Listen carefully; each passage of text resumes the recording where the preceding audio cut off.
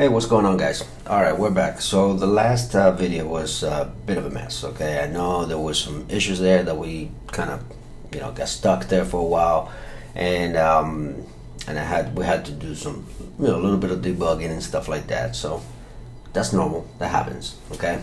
All these guys that you see on YouTube putting tutorials out, and they just flow through a website without issues stopping at all. That is not it's not realistic. Okay, don't let them fool you. It's not realistic. You're always going to find issues and bugs and stuff, and you're always going to come up to a stop on the most weirdest stuff too, like some crazy stuff that normally should work, but it just doesn't for some reason, and it's only because some tiny little detail that was overlooked somewhere, and that causes a ripple effect through the entire site. And you're thinking something is seriously wrong with my logic, and it isn't. It's just basically just maybe a bracket that is in the wrong place, or things like that. So, and it happens. It totally happens. All right. So what are we going to talk about today? We're going to go over CSS classing that have to do with Tailwind. Okay, so now this is particular to this particular tutorial today. It's going to be particular to Tailwind only. CSS classes will be different depending on which framework you work with. So if you're working with Material UI, you're going to be working with different classes. UI Kit, which is another one that I like using, is also going to have different classes. Tailwind is actually one that is kind of new to me, but I think it's very robust, and it's great, and it's very class heavy. So you don't have to touch the CSS and make a bunch of classes, because Tailwind kind of already thought of everything that you could possibly need, and they already made classes for it.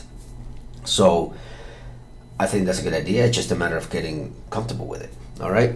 So before we go into explaining all of that stuff, we still have some code depth on this header, because this header is not looking exactly like we expected to look. We want a look to be a little bit more like this, and then this menu needs to look at dark colors normally, and then blue when you hover or select it, and then in the center. And then we're going to keep the login information here, which I can't really do anything about right now, because we need to be able to get the auth logic working in order to have the login button to work. So we're gonna leave that for later.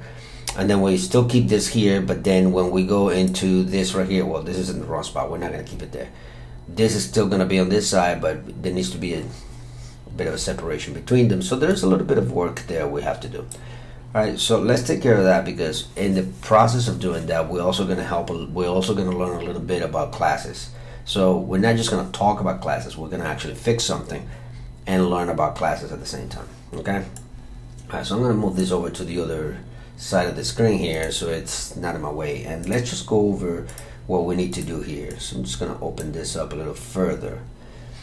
And first thing we do is we have to fix this issue here, right? So let's take care of the colors thing. So we're looking at the navbar, which is where I am supplying this app menu stuff. So we have two app menus there. One is for the navigation, the mobile, which you can see that we are defining the mobile tag in there so that it only shows in the mobile. And we already talked about this on how to use a prop in a functional component or reusable component, actually.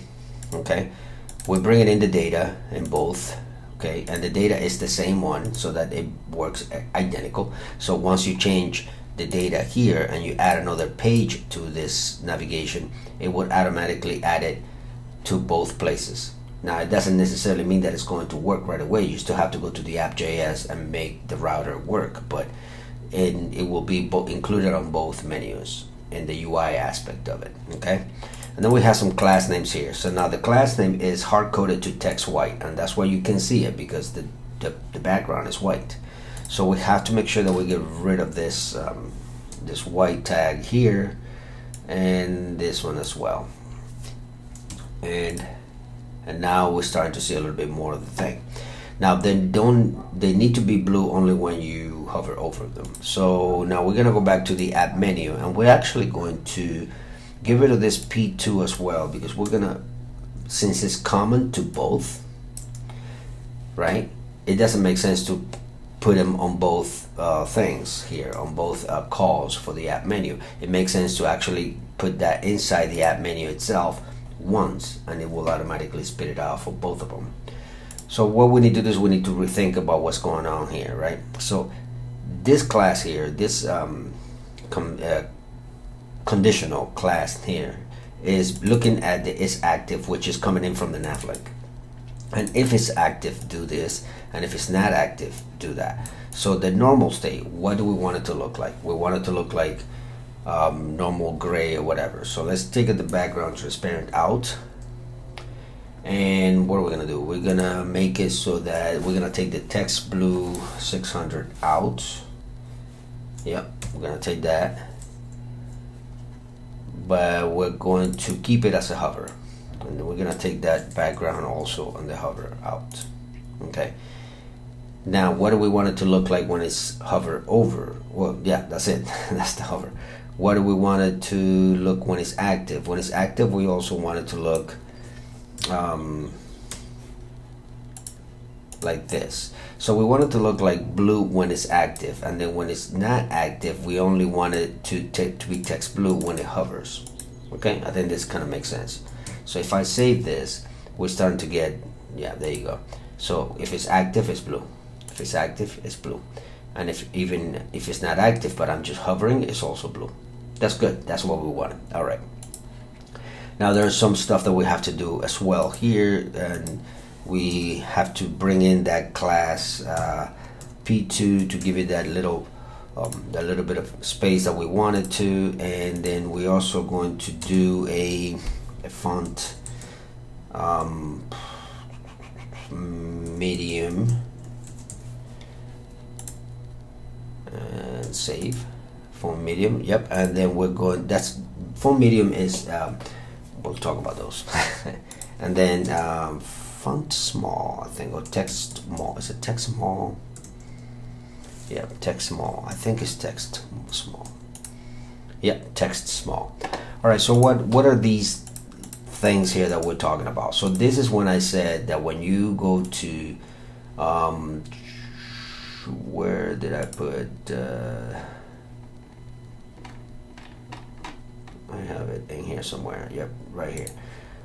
This is when I said when you look for when you have this Tailwind CSS website already in your bookmarks, right? You can look for any classes that you might need in here, okay, including colors. So let's just go ahead with the colors right now since we're already here. How did I come up with this color? I didn't make that class. This color is basically already included in Tailwind CSS for us. So if you're looking for a blue color or any red color or green or whatever color you want, you can, let's say for example you want this pink 600 here. So just make sure that you name it pink 600 and you will get this one right here. So just for the sake of it, we're gonna put pink, well 600 is already, and see how the pink already kind of loaded up. You can see the thing there. All right, let's revert that back. Now what is this? So this right here is basically like a formula. So what you need to do anytime you want to color any type of fonts, any type of letters, you're gonna need a formula that is going to be no, I don't want to do that. Just one. Let's do it separately here. There you go.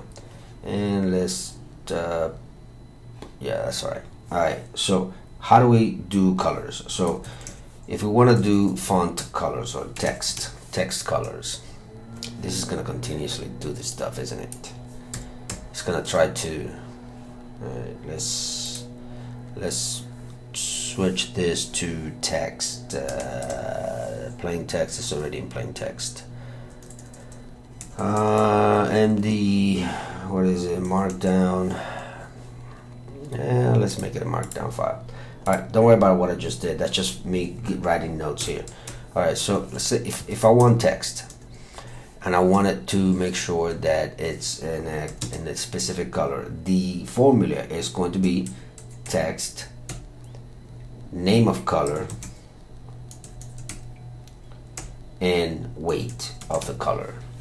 So as long as you got this formula right here, you put text and then you add the name of the color and then the weight, you're gonna end up with that. So if you want color and if you want text in this color right here, you have to put text well, I should have picked the one that I could write CHS. Okay, fuchsia. Why does it I said 700 or whatever, 700, right? So if you put text fuchsia 700, you're gonna end up with this color right here. So it's very easy. Now let's say, for example, you want the background instead. If you want the background instead, then all you have to do is, for background, is just replace BG for text for BG. So VG / name colors weight equals background fuchsia. Say for example, now you wanted to create a block that is red with white letters in the middle. All right, white letters inside. So it's going to be BG red, and then any way you want until you find one that you like. Let's say 800. And then you're going to concatenate, because that's what class names do. When you use class names, you can use as many classes together, right? And then you're going to put the text to be white. Okay, now here's the thing, but white is not here. It doesn't matter. White may not be in there, like pure white, but it exists already as text dash white, and text dash black will give you the pure white and the pure black. Okay, this color palette right here are for colors that are not white or black. Basically anything inside the spectrum that isn't exactly white or black, anything in between. Now if you want the white to be a little bit off, like a little bit, you know, not pure white, but a little bit with a little tint in it, then you can go for like a slate, for example, and leave it a slate 100. That's a nice one actually. I use this one a lot. I give it text slate 100, and this will probably give you a background of a red background with a white text inside it. Okay, so that's how you use this here. Now let's say you want to go further with this, and you want to create sizes. So you go to font size, and then it will tell you basically exactly what you need here. There are already predefined classes with the sizes that you're going to need, that they put out right here. So if this one of these will work for you, then you can use those. So like for example, text small will get, that's the one that we just used. Okay, but I want to touch on something here. Say for example, you end up with text small, you put it out there, too small. Okay, well, too small is fine, that's fine. We can go with medium. Is that medium or MED? MED, or it's a base. Okay, so that's weird. There's no medium, it's base instead. They're called medium base. All right, then we go with test base, and then now you realize that small is too small, but base is too big, right? So small is 14 pixels, and base is 16 pixels, but you need 15 pixels. So in situations like that, you can put an array, and inside the array you can put 15 pixels, and I believe you have to put them inside of quotation marks, and that's how you get the exact 15 pixels you want. And if you look down a little further, you're gonna eventually figure that out right here. So okay, so they're doing not brackets. Okay, so not quotation marks, so that will work. They also have a / on this one here. I think that has to do with the line height. Yeah, that's right. That's the line height. So don't worry about that. That's for line height. I want to look for the one that shows you the right here. So there you go. This is a perfect font size. It's called arbitrary values. So if you want a 15 pixels that doesn't exist, that's a text small or text base or whatever, text dash that whatever 14, 15, whatever value you want will create a text in 15 pixels that isn't included in Tailwind already. Okay, so you can alter the classes by providing a specific value as long as you enter it inside of an array. So instead of using the value, you use the value you want inside of an array. Simple enough. Okay, all right, let's keep going. Let's say for example, what else you can come up with here. Okay, responsive design. So with responsive design, so basically this is just basically regarding font, but it doesn't have to just be that. It could just be anything, right? You could give BG to this and it will give you that color. We already did that on this side right here. This right here, it could be not just that, but it could be also I think is what other thing? Oh, padding. Like say for example padding, right? For padding is a P and margin is an M. So for padding, you're gonna have padding that it comes in as in P1 or P2, P3, P4, and if you want just the padding right to be the only one and not the rest, then padding right 4 like that. But as I said, you can also enter arbitrary values and you want the padding right to be exactly 12 pixels, and then it will give you that. It will give you the padding right only 12 pixels. Okay, just in case you need a padding that isn't already predefined into the 1, 2, 3, 4, 5, 6 values that exist in there that are registered already. So you can use it like that. So that's not just for text, it's for padding, for margin.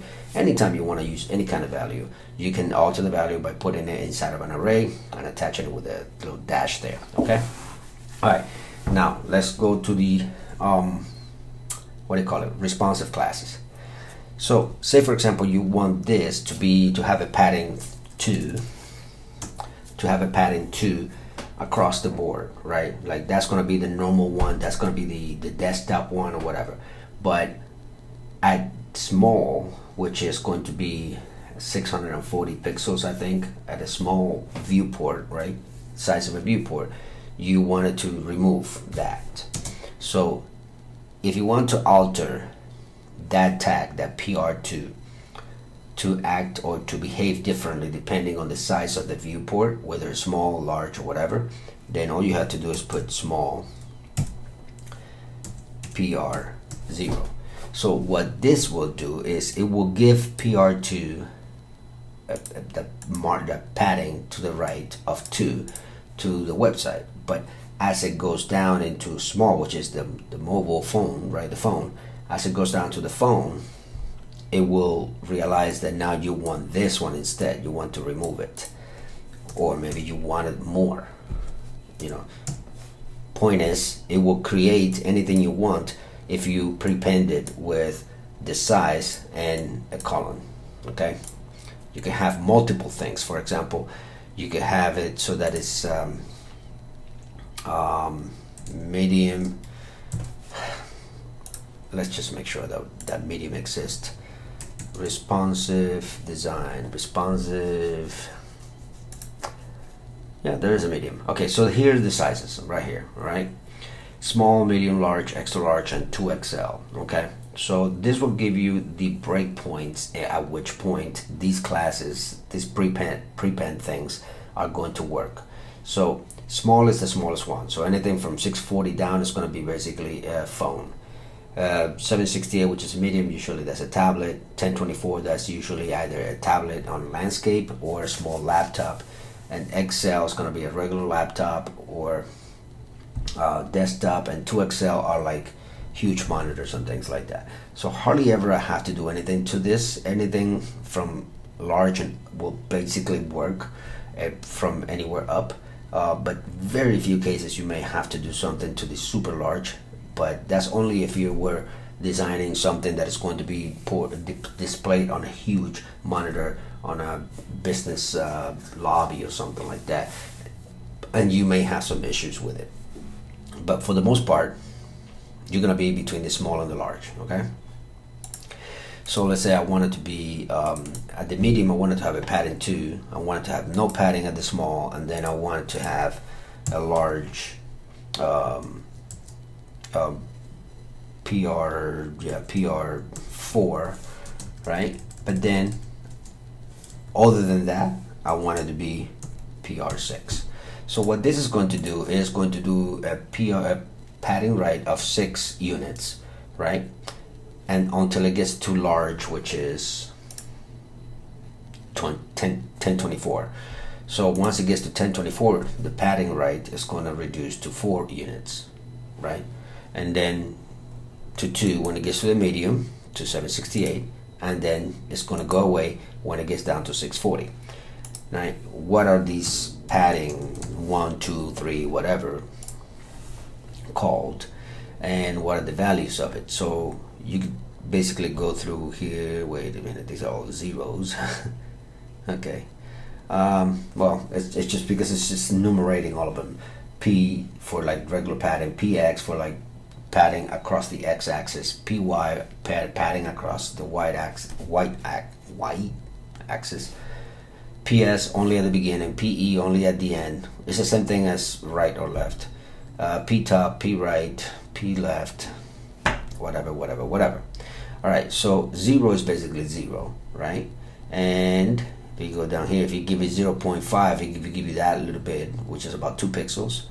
If you give it a 1, that'll give you about 4 pixels. So you can go through this right here. Normally what I like to do is I just go up a number until I like it. So I can cut, like for example me, and you will probably do this actually live. I come over here and I was like, that looks like a 6, and I put a 6.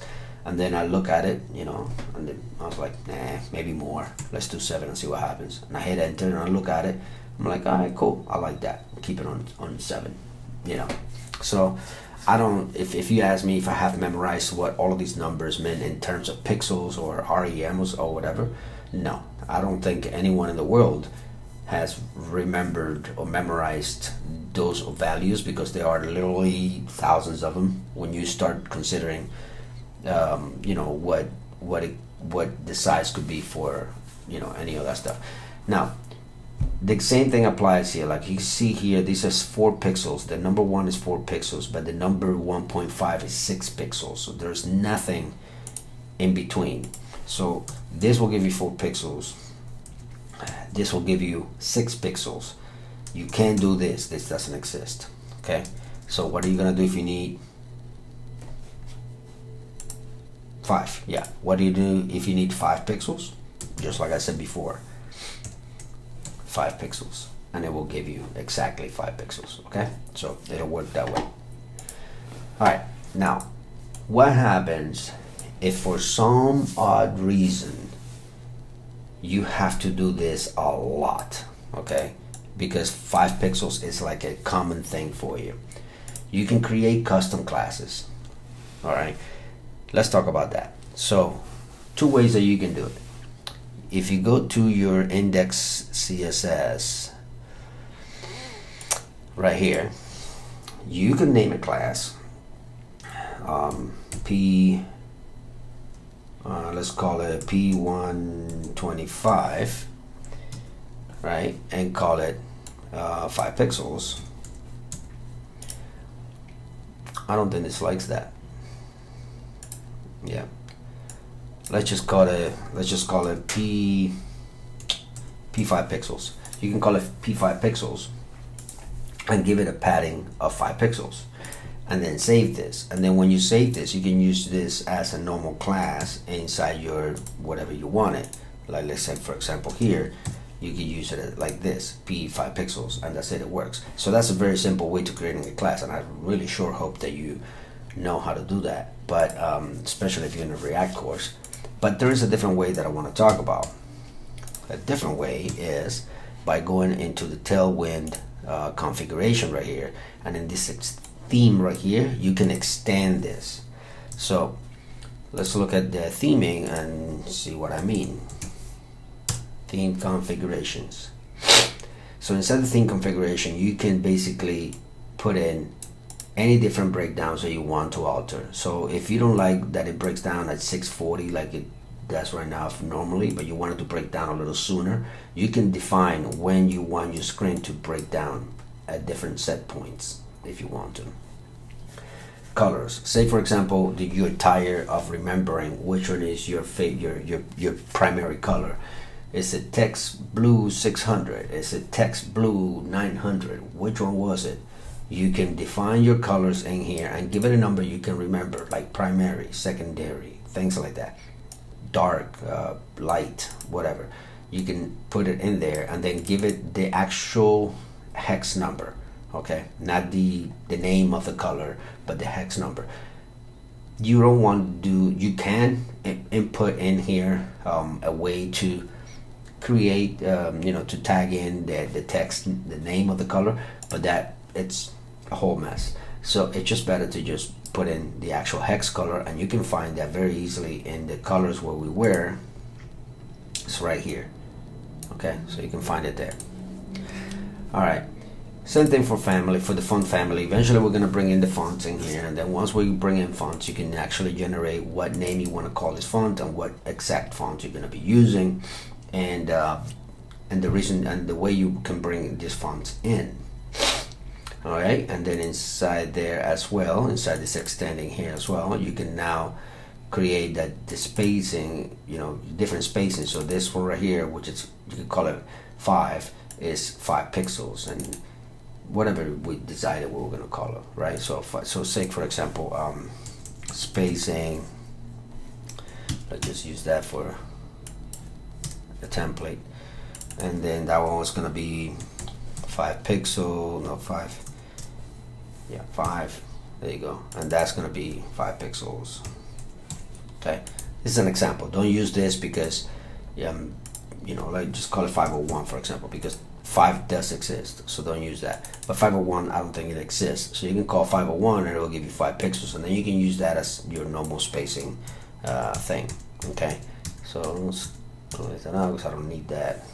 Okay, so same thing, border radius. I mean, you can see all of the stuff that you need in there, and you can read a little bit more through this to kind of, you know, help you out understand what's going on. If you want to alter by the name, call it gray 100 equals to that instead of the actual gray 100 call, having what it is right now. You can add, you can continue to use the name of the color with the head weight of the color, and it will still give you the one that you define, not the one that it came with. But I don't know why would you want to do that. All right, we're back on the spacing here again. So again, you can change around what all these values are if you don't like the one that Tailwind already did. And there's a lot to go here, so just go through all of this so you can understand how to use your Tailwind configuration. Okay, all right, so that's enough talk in classes. I only wanted to touch this because of the particular way of using it for Tailwind, but I don't mean to actually teach you how to use CSS and class names, because let's be honest, you should know how to do this if you are in this course. All right, so let's not save that and let's continue here. All right, so we're here and let's see if we are in the right stuff. All right, cool. So now what we want to do here is that's not the right one.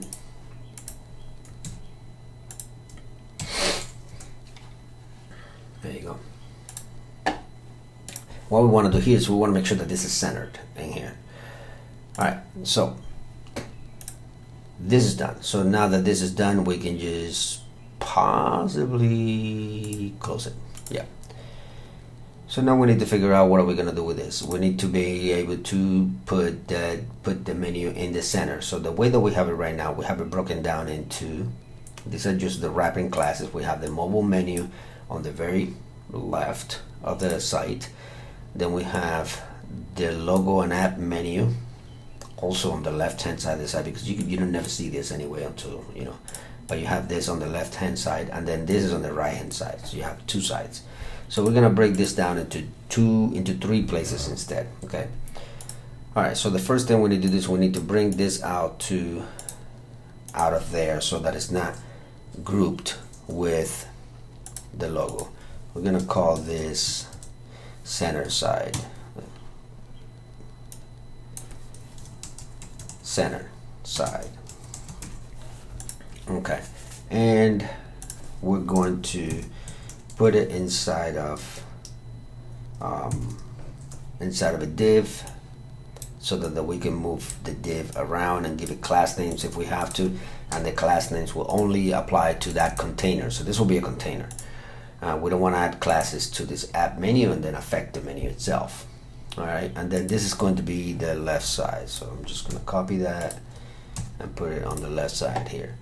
So we're going to move the menu button inside there with the logo so that they both can be together on the left side.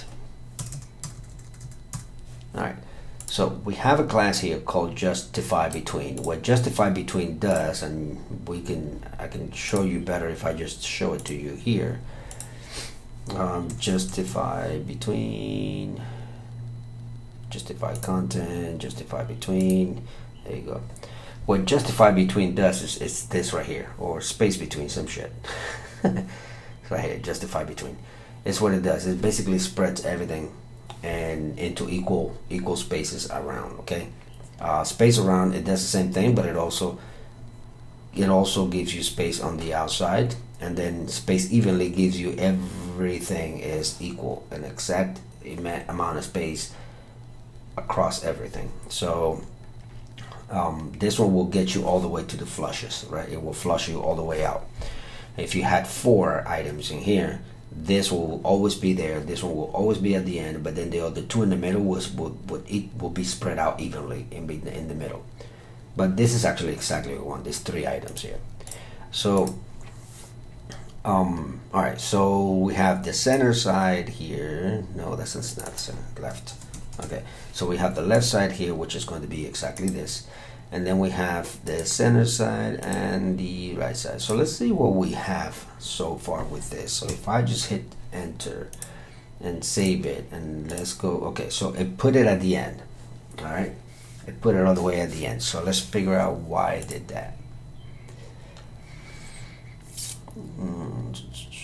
Okay, so it's this flex one right here. So this flex one class, what it does is that it basically tells this section right here to occupy as much space as possible and flush everything else after it to the end. So we don't want that. So we're gonna get rid of this. Yep. And see what it does. And bam, it's right in the middle. All right. So that's kind of what we wanted already. All right. So let's go over this one more time to make sure that everything is fine.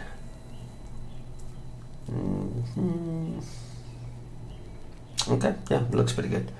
All right, now let's figure out how this is going to work. It should hide when it gets to the small, but we still want to see what's going to happen inside here, because right now we don't see the button, but we know there is a button in there.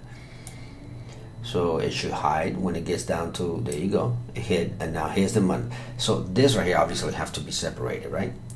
So what we're going to do is we're going to keep the button where it is. It's the logo that needs to be moved. So we're gonna go to the logo, and if you press command and click on the logo, it will take you straight to that component and open it, so you don't have to find it. Okay, and now here in the logo we're going to add something to the main class. Well, first of all, this is obsolete. We don't need that anymore. Flex shrink 0 is now shrink 0. Okay, and what do we want to do here is we want to give it a margin left. We're gonna give it a margin left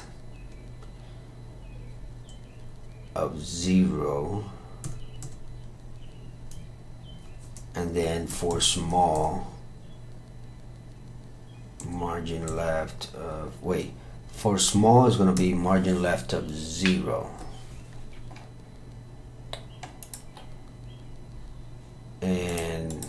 And then margin left of 6 normally.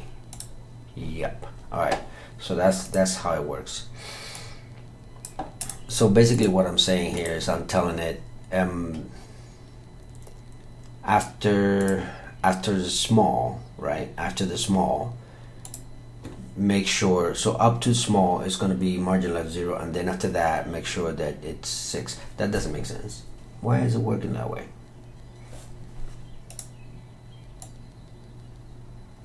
Oh, that's actually cool. All right, let's see first if it's, let's go to the mobile menu.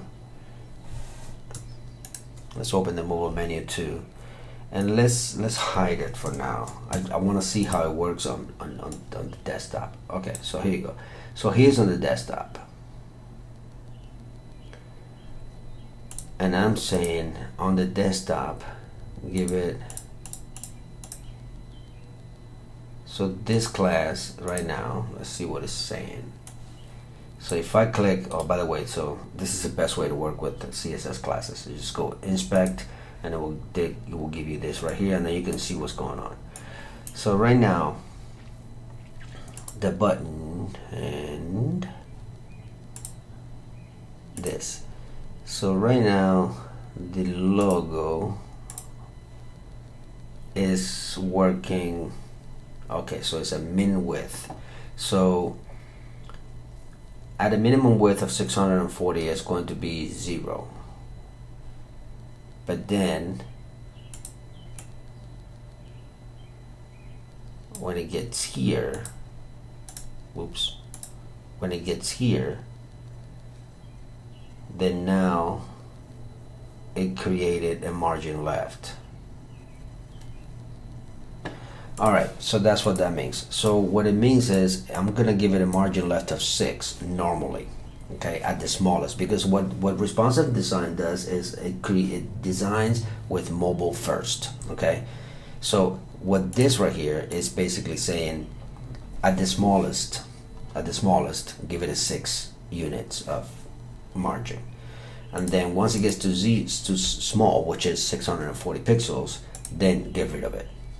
And then get rid of it from that point forward until whenever. All right, so that's why it works this way. So that's fine. We do want it to be a little bit more than 6. So this is what I meant by I just go up a little bit at a time, maybe a tad more. There you go. I like that.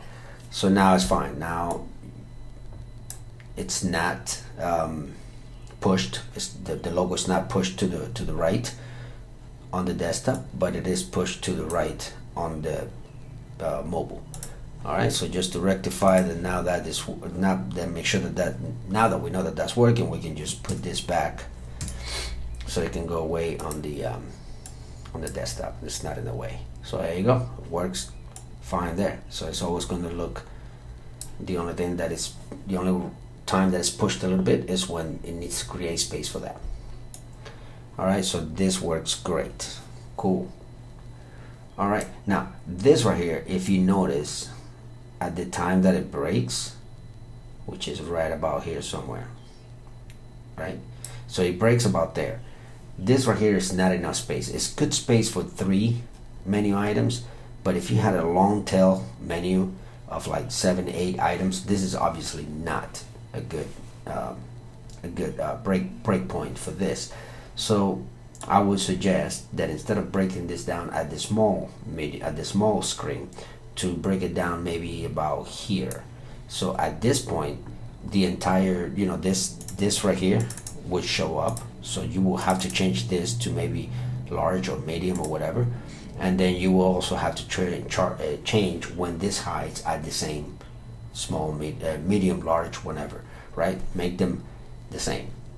That way this and this one hides and the menu item shows both at this width right now that you're looking, instead of waiting all the way down to this, which is too tight. Alright, so that's plenty of classes talk. We're gonna stop right here because it's already gone too far. On the next items, we are going to start working on the authorization. Okay, so we're gonna do the authorization. We're gonna mess around with Firebase and start working at actual logic code where we can actually create a login, and we're not gonna do a create account and all that. We're just gonna do a login and log out. That's it. All right, talk to you guys later.